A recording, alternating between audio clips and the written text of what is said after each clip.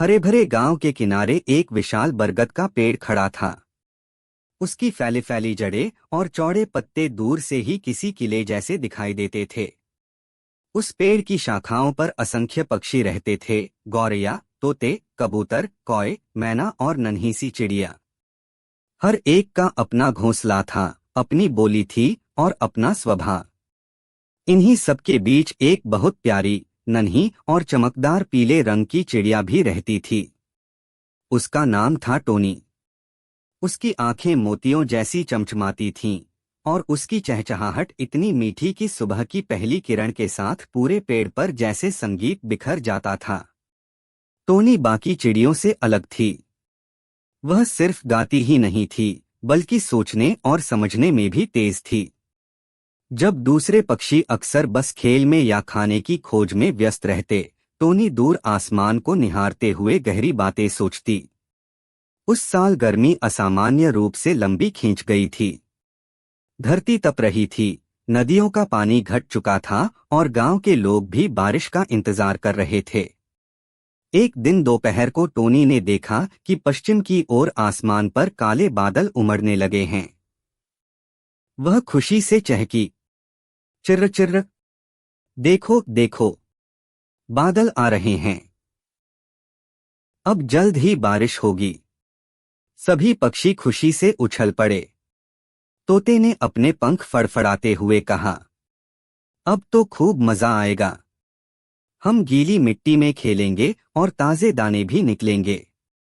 गौरैया बोली, हाँ, और बारिश के बाद छोटे छोटे कीड़े भी जमीन पर रेंगते मिलेंगे। खूब दावत उड़ाएंगे। सिर्फ टोनी थोड़ी गंभीर थी। उसने सोचा, बारिश मजेदार तो होती है, लेकिन कभी कभी तूफान भी लाती है। हमें पहले से तैयारी करनी चाहिए। उस शाम जब बादल गरज रहे थे और हवा ठंडी होने लगी थी, टोनी अपने घोंसले को मजबूत करने में लग गई। उसने सूखी टहनियों को कसकर जोड़ा, चौड़े पत्तों को बुनकर छत जैसी परत बना दी और अंदर मुलायम घास बिछाई। कबूतर ने मजाक उड़ाते हुए कहा, अरे टोनी, तू इतनी मेहनत क्यों कर रही है? घोंसला तो पहले से ही ठीक है। बादल तो थोड़ी सी बारिश देंगे और फिर सब साफ हो जाएगा। टोनी मुस्कुराई और बोली, भाई कबूतर, छोटी सी बारिश ठीक है, लेकिन अगर तेज तूफान आया तो? तब मजबूत घोंसला ही काम आएगा। गौरैया हंसते हुए बोली, तू हमेशा चिंता करती रहती है टोनी। जिंदगी का मजा ले, यूं कामों में क्यों उलझी है? लेकिन टोनी ने किसी की बात पर ध्यान नहीं दिया। वह चुपचाप अपने घोंसले को सुरक्षित बनाने में जुटी रही। रात ढलते ही अचानक तेज हवा चलने लगी। पत्ते सरसराने लगे और गड़गड़ाहट के साथ आसमान से पहली बारिश की बूंदें गिरने लगीं। पूरे पेड़ पर हलचल मच गई। कुछ पक्षी खुशी से पंख फैलाकर बूंदों में नाचने लगे। टोनी भी बूंदों का आनंद लेना चाहती थी, लेकिन उसने सोचा, थोड़ा इंतजार करना चाहिए। जब बारिश थम जाएगी तब बाहर खेल लूंगी। पहले यह देख लूं कि सब सुरक्षित हैं या नहीं। वह अपने घोंसले में दुबककर बैठ गई। बारिश धीरे धीरे तेज होती गई और जल्द ही जमीन पर पानी जमा होने लगा। कौआ, जो पेड़ की ऊंची टहनी पर रहता था, चिल्लाया, काव काव, यह तो बहुत तेज बरसात हो रही है। नीचे वाले सावधान रहें। वास्तव में पेड़ की निचली शाखाओं पर बने घोंसले टपकने लगे थे। गौरैया का घोंसला तो पूरी तरह भीग चुका था। वह परेशान होकर बच्चों को पंखों से ढकने लगी। गौरैया घबराकर बोली, ओह, मेरा घोंसला तो पूरा भीग गया। बच्चे ठंड से कांप रहे हैं। टोनी तुरंत उड़कर वहां पहुंची। उसने गौरैया के बच्चों को अपने घोंसले में जगह दी। उसके घोंसले में अंदर सब सूखा था। सब्सक्राइब माई चैनल टाउन तोते का सुनील। घोंसला पूरी तरह टूट गया। वह भीगते भीगते कांपने लगा। कबूतर अपने पंख फैलाकर बच्चों को बचाने की कोशिश कर रहा था, लेकिन हवा इतनी तेज थी कि उसका संतुलन बिगड़ने लगा। गौरैया और मैना डर के मारे चीखने लगी। टोनी तुरंत सक्रिय हो गई। उसने पहले से जो पत्ते और टहनियां जमा की थीं, उनका उपयोग करके उसने पास की शाखाओं पर अस्थायी छत बनाई। वह जोर से चहकी, सभी इधर आ जाओ, जल्दी, यहाँ सुरक्षित जगह है। पक्षी एक एक करके टोनी की तरफ आए। गौरैया और उसके बच्चे पहले पहुंचे। कबूतर ने भी अपने छोटे बच्चों को टोनी के बनाए आश्रय में छिपा दिया। यहाँ तक कि हठीला तोता भी कांपते हुए आ पहुंचा। टोनी ने सबको जगह दी और पत्तों से ढक दिया। हवा और बारिश की मार से सबको राहत मिली। कौआ अब तक ऊपरी शाखा पर बैठा इतराता रहा था। उसने सोचा था कि उसे किसी की मदद की जरूरत नहीं होगी, लेकिन जब हवा और तेज हुई तो उसका घोंसला भी टूटकर गिर गया। अब कौआ घबराकर टोनी की ओर भागा। काव काव, टोनी, मुझे भी जगह दो, मैं भीग गया हूं, मुझसे गलती हो गई। टोनी ने बिना देर किए कौए को भी अपने पास बुला लिया। बारिश देर रात तक चलती रही, लेकिन उस छोटे से आश्रय में सब सुरक्षित थे। सभी ने महसूस किया कि टोनी की मेहनत और दूरदर्शिता ही उन्हें बचा रही है। तोता बोला, टोनी, हम तेरा मजाक उड़ाते रहे, लेकिन तू सचमुच सबसे समझदार है। कबूतर ने सिर झुकाकर कहा, हम सबको मिलकर तेरी तरह तैयारी करनी चाहिए। गौरैया मुस्कुराई, अब मैं तुझसे हर काम में सीखूंगी मेरी प्यारी दोस्त। टोनी ने बस हल्के से पंख फड़फड़ाए और बोली, हम सब मिलकर ही सुरक्षित रह सकते हैं। अब हमें एक बड़ी योजना बनानी होगी। बारिश अभी रुकने का नाम नहीं ले रही थी। आसमान में गरजते बादल और तेज हवाएं संकेत दे रही थीं कि आने वाले दिनों में हालात और भी खतरनाक हो सकते हैं। टोनी ने आसमान की ओर देखा और सोचा, यह तो बस शुरुआत है, अब असली परीक्षा बाकी है। बरगद का पेड़ सदियों से खड़ा था। उसने अनगिनत बारिशें और आंधियां देखी थीं, मगर इस बार मौसम कुछ और ही रंग दिखा रहा था। लगातार 3 दिन से बारिश रुकने का नाम नहीं ले रही थी। नदियां किनारों को तोड़कर बह रही थीं, तालाब लबालब भर गए थे और गांव की गलियों में पानी भर चुका था। अब तो बरगद के पेड़ के चारों तरफ भी पानी जमा होने लगा था। पक्षियों ने कभी ऐसा भयानक मौसम नहीं देखा था। टोनी ने अपने घोंसले से झांककर देखा, नीचे खेतों में जहां कभी बच्चे खेलते थे, अब सिर्फ पानी ही पानी था। छोटे छोटे झरने और नाले मिलकर नदी बन चुके थे। कबूतर घबराकर बोला, अगर पानी ऐसे ही बढ़ता रहा तो यह बरगद का पेड़ भी डूब जाएगा। गौरैया चीख उठी, तो फिर हम कहाँ जाएंगे? हमारे पास तो उड़ने की ताकत है, लेकिन छोटे बच्चों का क्या होगा? तोते ने सिर हिलाकर कहा, इतनी दूर तक पानी है, अगर हम उड़कर निकले भी तो कहाँ जाएंगे? सब एक दूसरे को सवाल करते, मगर किसी के पास जवाब नहीं था। टोनी ने मन ही मन निश्चय किया कि डर फैलाने से कुछ हल नहीं निकलेगा। उसने आवाज ऊंची करके कहा, सुनो सब, अगर हम मिलकर सोचेंगे तो रास्ता जरूर मिलेगा। घबराओ मत, कौआ बोला। काव काव, तू हमेशा कहती है कि रास्ता निकल आएगा, मगर अब तो हर तरफ पानी है। टोनी शांत स्वर में बोली, हाँ पानी है, लेकिन आसमान खुला है। हमारी ताकत हमारे पंख हैं। हमें कोई ऊंची और सुरक्षित जगह ढूंढनी होगी। सब पक्षी चुप हो गए। वे जानते थे कि टोनी अक्सर सही Please सोचती subscribe my है। channel Town X Sumit. कुछ दिनों तक सब सामान्य लगा। बारिश अब भी जारी थी, लेकिन पहाड़ी पर पानी नहीं चढ़ पा रहा था।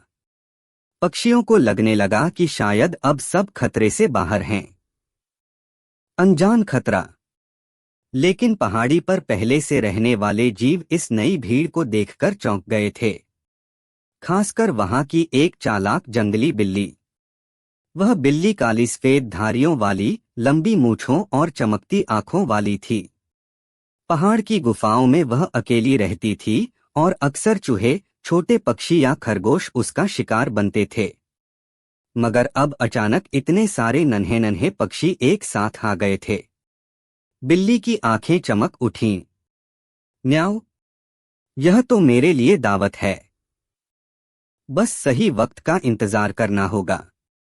रात के समय जब बारिश थमी और चांद बादलों के बीच से झांका, बिल्ली धीरे धीरे पहाड़ी के पेड़ की ओर बढ़ी जहां गौरैया और उसके बच्चे सो रहे थे। टोनी हमेशा सतर्क रहती थी। उसने हल्की सरसराहट सुनी। उसके छोटे कान खड़े हो गए। उसने देखा नीचे घास में कुछ हिल रहा है। वह धीरे से फड़फड़ाई और ऊपर बैठी मैना को जगाया। मैना, कोई खतरा आ रहा है। सबको सचेत करो। मैना ने फौरन आवाज लगाई। सावधान, नीचे कोई घूम रहा है। पक्षी जाग गए और चीखने लगे। बिल्ली ने देखा कि उसकी चोरी पकड़ी गई है। वह तुरंत पीछे हट गई, मगर उसके मन में योजना और पक्की हो गई। अगली सुबह टोनी ने सभा बुलाई। दोस्तों, हमें सिर्फ बारिश से ही नहीं, बिल्ली से भी बचना होगा। अगर हमने सतर्कता नहीं बरती तो हमारे बच्चे खतरे में पड़ जाएंगे। तोते ने कहा, लेकिन हम इतनी बड़ी बिल्ली का मुकाबला कैसे करेंगे? कबूतर बोला, अगर वह हमला करेगी तो हम सब बिखर जाएंगे। टोनी ने गहरी सांस लेकर कहा, हम छोटे हैं, लेकिन अकेले नहीं। अगर हम सब मिलकर योजना बनाएं तो बिल्ली भी हार जाएगी। टोनी ने सबको मिलकर काम करने का तरीका समझाया। कुछ पक्षी पेड़ की ऊंची शाखाओं पर निगरानी रखेंगे। कुछ सूखी टहनियां और कांटे इकट्ठा करेंगे। कुछ बेलों को गूंथकर एक मजबूत फंदा तैयार करेंगे। टोनी ने कहा, जब बिल्ली फिर आएगी, हम उसे अपने जाल में फंसा लेंगे। पक्षियों ने दिन भर मेहनत की। गौरैया ने छोटी छोटी टहनियां लाईं। कबूतर ने बेलें खींचकर मजबूत रस्सी जैसी बनाई। तोता और मैना ने मिलकर पेड़ के नीचे एक जगह जाल बुन दिया। रात फिर आई। आसमान बादलों से भरा था और कभी कभी बिजली चमक रही थी। बिल्ली गुफा से निकलकर धीरे धीरे रेंगती हुई पेड़ की ओर आई। उसकी आंखें अंधेरे में चमक रही थीं। टोनी ऊपरी शाखा से देख रही थी। उसने सबको संकेत दिया, तैयार रहो। जैसे ही बिल्ली छलांग लगाने ही वाली थी, तोते ने जोर से चीख लगाई। मैना ने पंख फड़फड़ाए और बाकी पक्षियों ने अचानक शोर मचाया। बिल्ली चौंक गई और उसी समय टोनी नीचे झपटी और अपने पंखों से बेल का फंदा खींच दिया। धड़ाम! बिल्ली का पैर फंदे में फंस गया और वह जोर से लटक गई। बिल्ली तड़पने लगी। वह चीखने लगी, न्याऊ, छोड़ दो मुझे। तुम नन्हे नन्हे पक्षी हो, फिर भी इतनी चालाकी। टोनी ने कहा, हम छोटे हैं, लेकिन जब मिलकर काम करते हैं तो सबसे बड़े दुश्मन को भी हरा सकते हैं। पक्षियों ने मिलकर बेल कस दी और बिल्ली को पेड़ से दूर खींच दिया। आखिरकार बिल्ली ने हार मान ली। उसने वादा किया कि वह फिर कभी उन पर हमला नहीं करेगी। पक्षियों ने खुशी से चहचहाना शुरू किया। गौरैया ने कहा, टोनी, अगर तू न होती तो हम कभी इस बिल्ली का सामना नहीं कर पाते। तोता बोला, हमने जाना कि असली ताकत एकता में है। कौआ बोला, काव काव, और असली नेता वह है जो सबको साथ लेकर चले। Subscribe my channel town Tony, x तू सुमित। हमारी सच्ची नेता है। टोनी मुस्कुराई और बोली, नेता कोई एक नहीं होता, दोस्तों। असली जीत तब होती है जब सब मिलकर मेहनत करें। बारिश अभी थमी नहीं थी, लेकिन अब पक्षियों के दिल में डर नहीं था। उन्होंने सीख लिया था कि चाहे तूफान हो या बिल्ली का हमला, अगर वे एकजुट रहेंगे तो किसी भी मुश्किल का सामना कर लेंगे। टोनी ने आसमान की ओर देखा।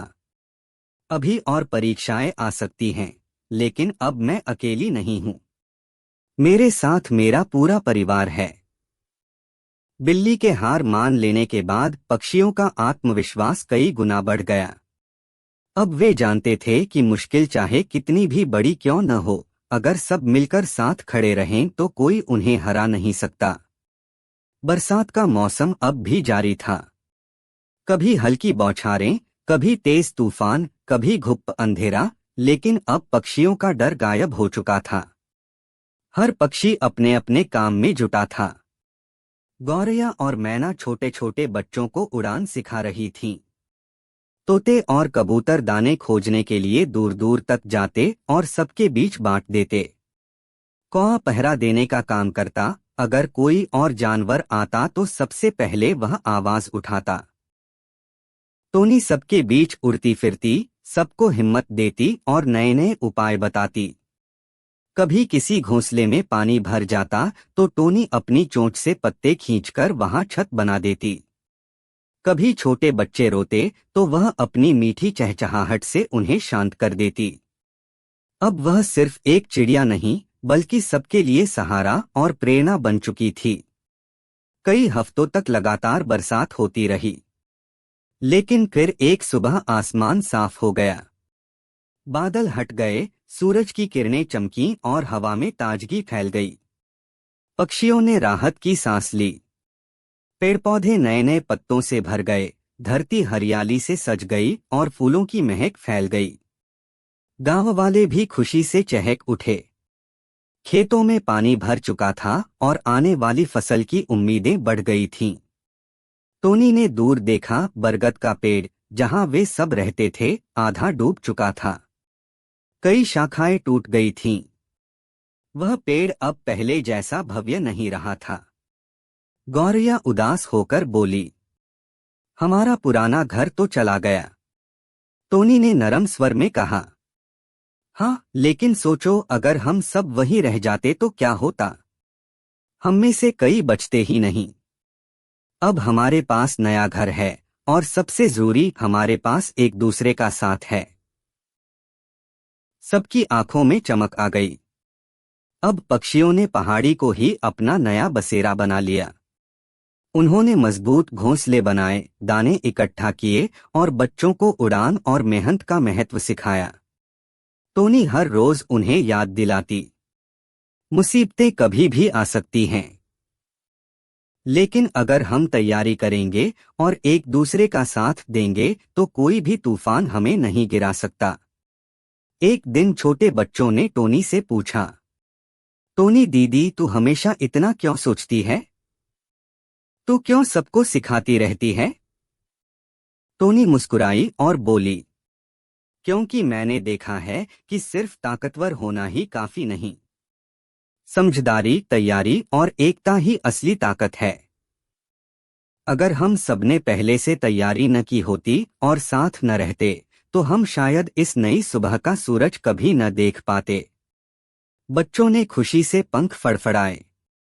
उस शाम सभी पक्षियों ने मिलकर एक बड़ा उत्सव मनाया। तोते ने अपनी तीखी आवाज में गीत गाया। गौरैया और मैना ने बच्चों को नचाया। कबूतर ने अपने सफेद पंख फैलाकर आसमान की ओर उड़ान भरी। कौए ने भी काव काव करते हुए ताल मिलाया। और बीच में पीली चिड़िया टोनी गा रही थी।